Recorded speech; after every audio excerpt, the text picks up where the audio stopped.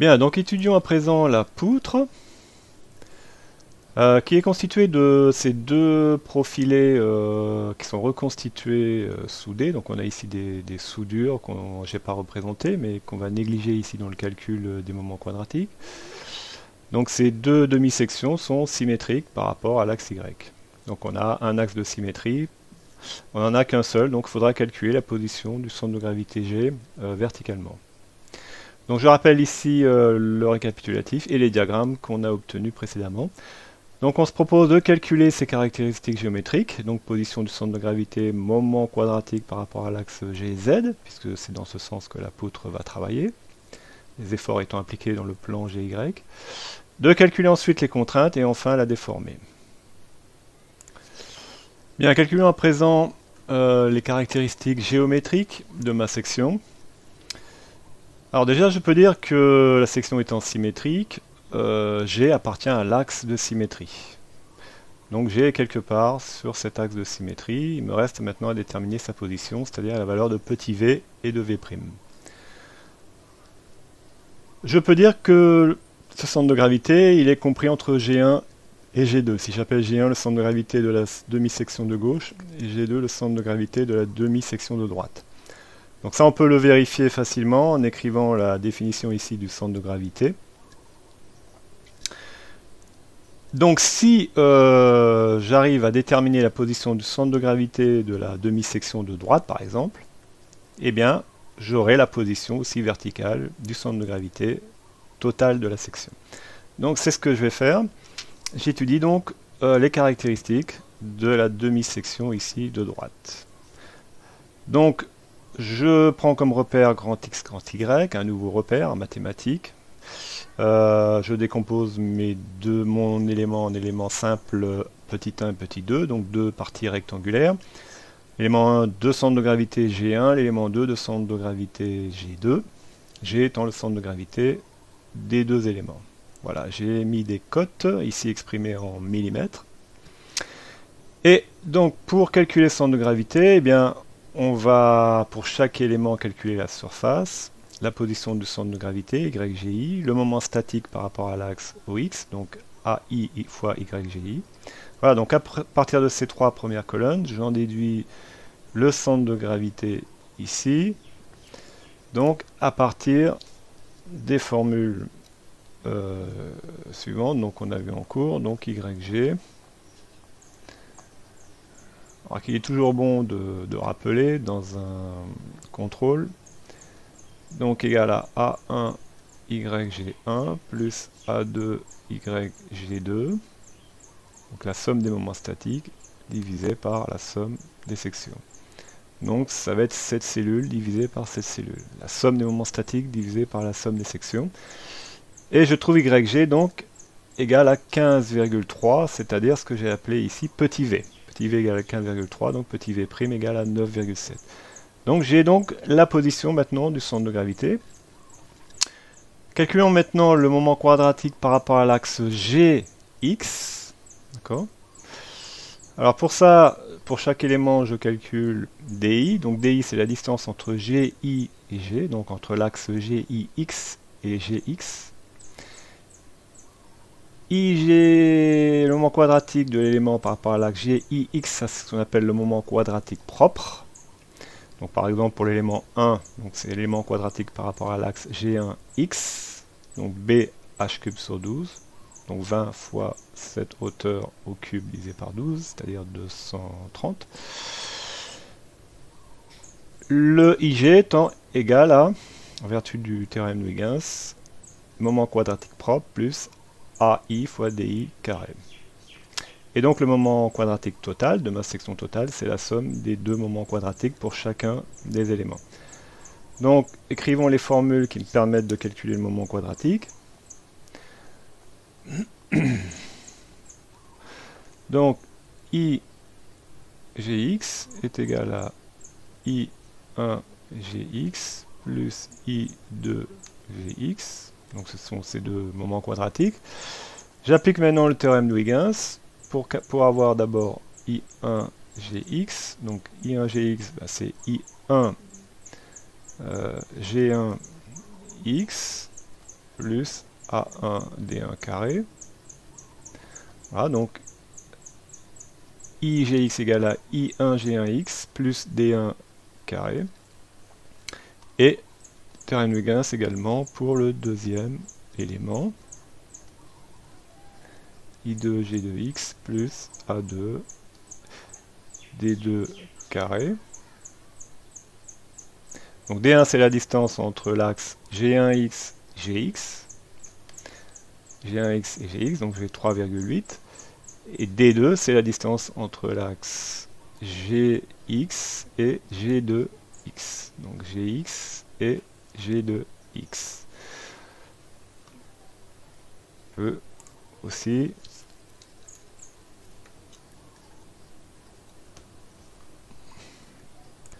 donc voilà, finalement le moment quadratique total, alors que j'exprime comme IGZ, donc dans mon repère local, mon repère RDM ici, donc par rapport à l'axe GZ.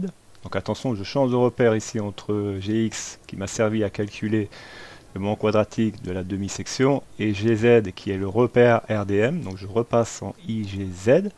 Donc ce sera 2 fois le moment quadratique de cette section-là par rapport à l'axe GX, puisque les deux sections sont symétriques. Bien, calculons à présent les contraintes.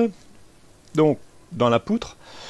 Alors, la poutre est soumise à une sollicitation de flexion composée, puisque ici on voit bien qu'on a des diagrammes non nuls de M et de V, donc on a de la flexion, plus de la compression, c'est-à-dire un effort normal non nul, et on est donc en sollicitation de flexion composée, puisqu'on a à la fois N et M, non nul. Donc si on rappelle la formule générale, donc on superpose les deux termes de contrainte. Donc algébriquement, je peux dire que la contrainte totale est égale donc à la contrainte, alors à la contrainte due à l'effort normal plus la contrainte due au moment fléchissant, c'est-à-dire N sur A plus, moins, non je ne mets pas le plus, moins, bon je vais le mettre plus, moins M de X sur IGZ fois Y. Bien. Donc, on peut se poser la question, quelle est la section où je vais tracer mon diagramme de répartition des contraintes? Ben, je vais choisir la section où le moment est maximum. Puisque, quel que soit x, l'effort normal est constant, donc peu d'importance. Mais par contre, pour le moment, je vais choisir la section en x égale 1. Parce que là, c'est là où j'ai le moment maximum. Donc, choix de la section, étude de la section en x égale 1. Donc, l'effort normal dû à la contrainte normale est donc égal à n sur a. Donc je remplace n par sa valeur. Donc j'ai un effort normal de moins 17,3 kN. Donc je vais mettre l'effort en newton, donc moins 17 300 newtons, divisé par la section, on l'a calculé tout à l'heure, on a trouvé 66, donc caractéristique géométrique, une section de 66 cm². Donc en millimètres carrés, ça me donne 66 600, ce qui donne donc une contrainte de moins 2,6 mégapascal. La contrainte de flexion, alors je vais en calculer deux. Je vais calculer la contrainte sur la fibre supérieure, donc en x égale 1 et en y égale à v'.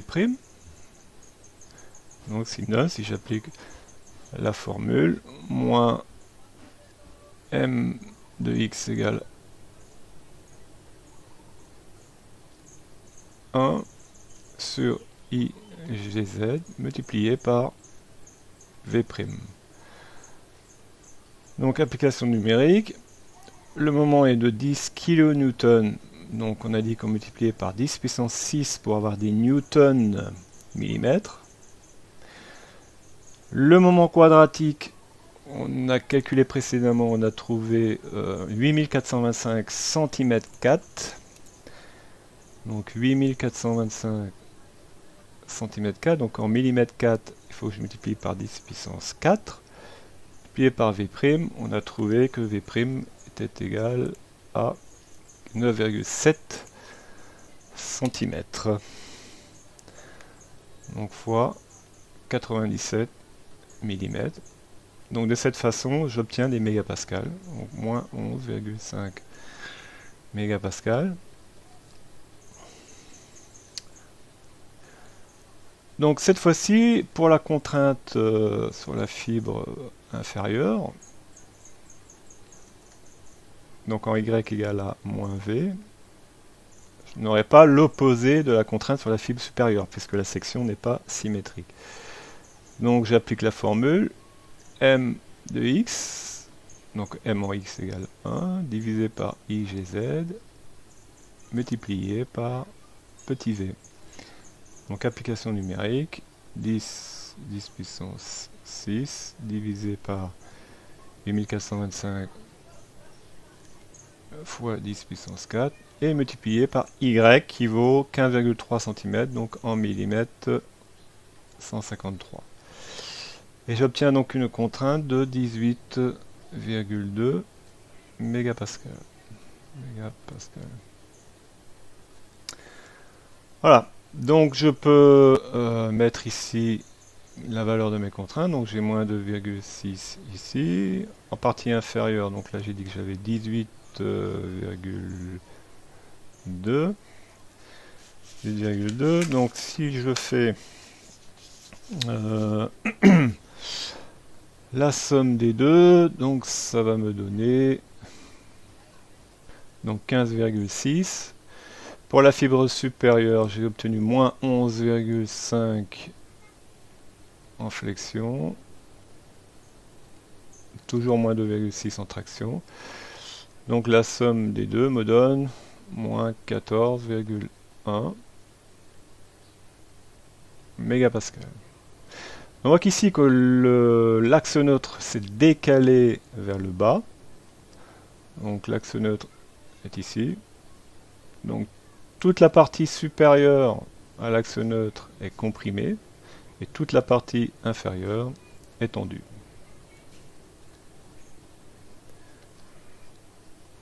Alors ne pas confondre le diagramme de répartition des contraintes dans une section avec la répartition des contraintes le long de la poutre. Donc par exemple, traçons le diagramme de répartition des contraintes le long de la poutre sur la fibre inférieure. Donc je vais écrire sigma de xy.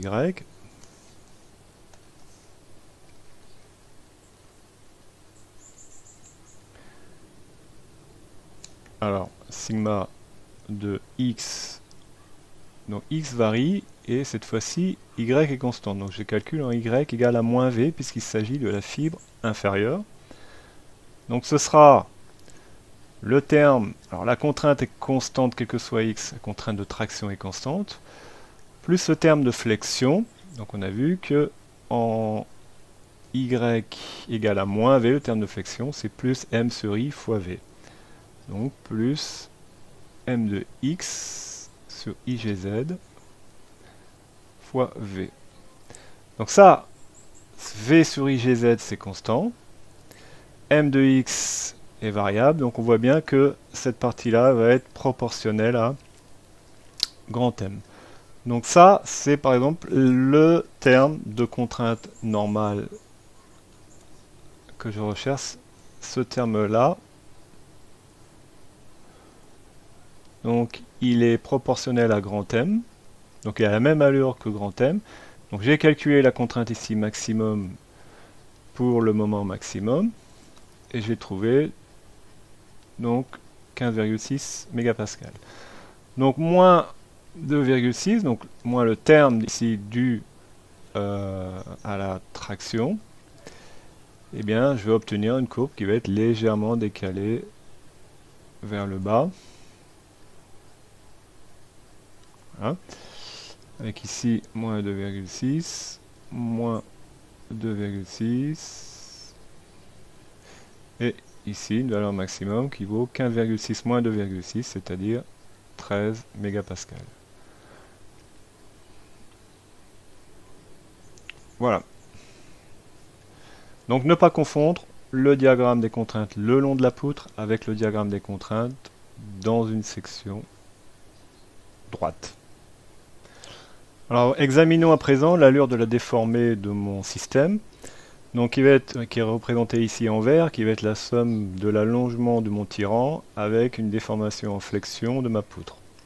Alors si je regarde, si je fais un zoom autour du point A ici, je peux approximativement écrire les relations suivantes. Donc sinus alpha est égal à delta L, donc c'est l'allongement de ma poutre, divisé par delta, c'est la grandeur que je recherche, déformer le déplacement du point A vertical. Donc delta égale à delta L sur sinus alpha, c'est-à-dire j'avais trouvé delta L précédemment de 0,2 mm, donc ce qui me donne un delta de 0,4 mm. Ajoutez à cela un déplacement vertical qu'on apprendra à calculer un petit peu plus tard, à partir de la relation qu'on a vue en flexion simple, qui lie la courbure 1 sur R égale à M sur E IGZ. Eh bien, en intégrant, on a vu que ça c'était approximativement égal à 2 fois à la dérivée seconde de V. En intégrant 2 fois V, on pourra calculer le déplacement vertical de ma poutre. Mais pour l'instant, on va juste faire des considérations géométriques. Donc, M étant positif, 1 sur R est positif également, quel que soit X. Donc, la courbure représente la position du centre de courbure par rapport à la déformée. Donc ici on voit qu'on va chercher le centre de courbure vers les Y positifs, donc la courbure est positive. Donc puisque la courbure est positive, ça me permet de dessiner, alors c'est pas un arc de cercle, mais c'est un petit peu donc la même type de courbure, de dessiner une courbure donc, qui va être positive, orientée vers les Y positifs. Donc si j'ai une courbure négative, par exemple, j'aurai une déformée comme ceci. Donc si j'ai une déformée comme ceci, ça veut dire que le moment est négatif. Si j'ai une déformée comme ceci, ça veut dire que le moment est positif.